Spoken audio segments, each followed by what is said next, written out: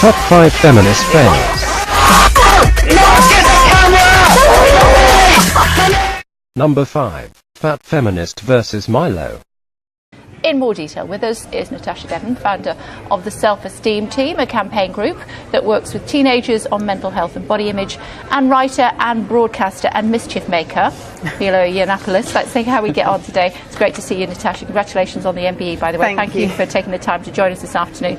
You presumably, I'm sure you welcome the decision. What impact might it have?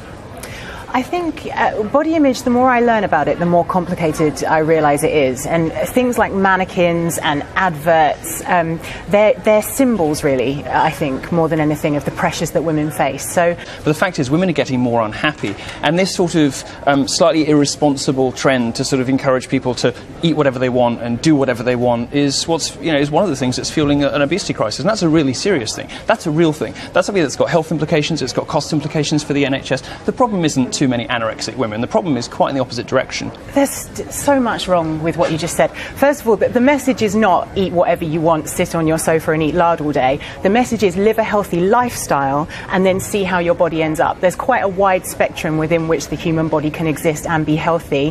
Human beings come in lots of different shapes and sizes, and that should be reflected in retail, because after all, it's us that's spending our money on those clothes. There's also evidence to show that our thin worshipping culture is actually what's fueling the obesity crisis, that it makes people feel shameful. I don't think that anybody's complaining about having realistic types if they want them in certain places. The problem is when you start sort of bullying retailers into getting rid of aspirational body types, making clothes look worse in the window. I mean, if you look, when a woman goes shopping, for example, she quite often looks at clothes that are a smaller size than she'll actually wear, because she wants to know how that garment's actually going to look. These sorts of aspirational... Not sure that's true, but go on. Well, I love how we're being told what women look for when they go shopping. This is obviously from the sort of mansplaining school of feminism, which of course also hates capitalism, as we heard earlier. And there's always, what I really don't like about this debate is... Finish her! When I said, women are getting more unhappier every decade, I'm not just pulling that out of my behind. Women these days report, as compared to even 50 years ago, they're far more depressed. They're far more likely to report themselves as generally unhappy with life. They're far more likely to be single, and they're far more likely to contemplate suicide. And a lot of this has got to do with the fact that after 30, women do struggle to be happy if they're not in relationships. And part of the reason that many women are not in relationships is you've got these weird celebrities like Lena Dunham, who put sort of, being quivering and blobby and unpleasant as a sort of virtue on our screens, encouraging women to turn themselves into quite unattractive, sort of spectacles. I don't think that's particularly healthy for anybody, but ultimately it doesn't really affect men. It certainly doesn't affect me as a homosexual. It just affects women because you're making women unhappy.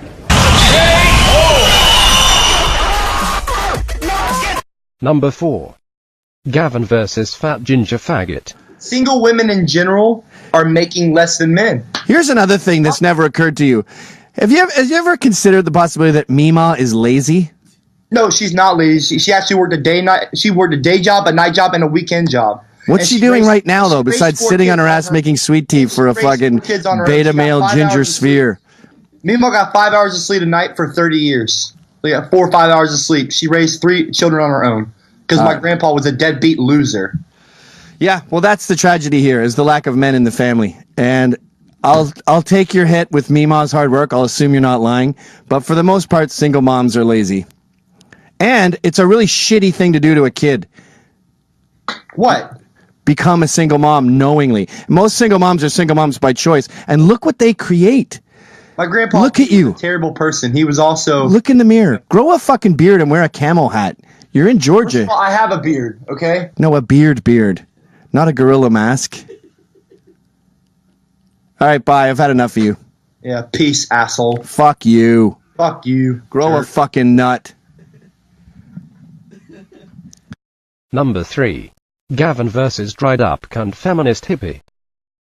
The dominant narrative in America is white people are evil, white people suck, we should be ashamed of ourselves. And I don't think we should be ashamed of ourselves. I think that we should take responsibility for the system that we've created. The best system in the world? Oh, we do not have the best system in the world. Who has a better system? There are many European countries that are much better off than us. You mean like the European countries with a higher density of whites? Like Northern Europe? Gotcha, bitch! That's one way to phrase it, I guess. You don't mean Turkey. No. You don't mean Eastern Europe? No. With the communists. So the only time you can come up with a system that's better than America, it's a country that's more white than America.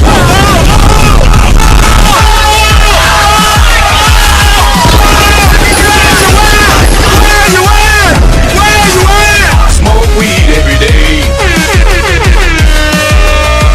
Fucking right in the pussy. You don't mean Turkey. Hold up. Hey, for my niggas who be thinking we soft, we don't play. Hope you're ready for the next episode. Number 2. Feminist senator gets fucked right in the pussy. You've restarted, let me fair just enough. stop you so you don't waste a line of questioning.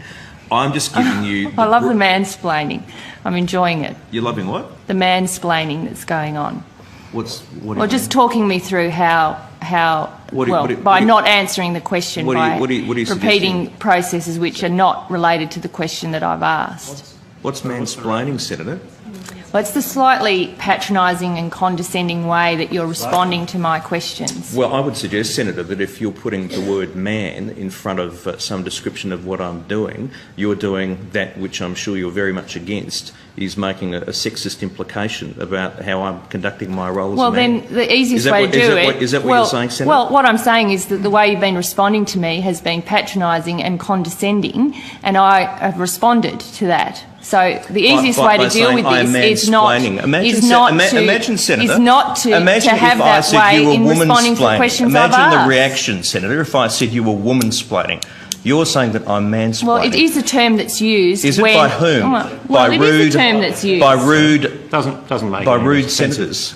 By senators who are seeking to make gender an issue. Stop being a hypocrite. Conduct yourself appropriately for this place. I'm sorry you're so offended by the use of the word. It is a word that's used. I'm surprised that you're so shocked by the use of the word. No, I'm just calling hypocrisy. Hypocrisy. Thy name is Labor. Thy name is Senator Gallagher. Number 1. Perpetual frowny face cunt feminist fuck gets downed, rigged and deleted from existence. When you sort of do the blind tests, you know, when teachers know the gender of the person who's studying, boys get mocked up in sciences. I'm not talking about that. I'm talking about the stereotype threat, which is when girls identify themselves as being female by writing their own name on the top of the test, they will do worse. It has been shown that they will do worse because they know that they feel that they will probably fail. Better at university. More girls are getting... Well, okay, so we have to ask... Girls perform better at university. You have to ask if this is really a problem. More women are going to university, they're getting higher grades at school, they're getting higher grades at university, 20% of all more women graduate. Women in their 30s 20%. earn more than men for the same work in their 30s in the UK and the US now. They are 2 to 1 more likely to get a job with the same qualifications.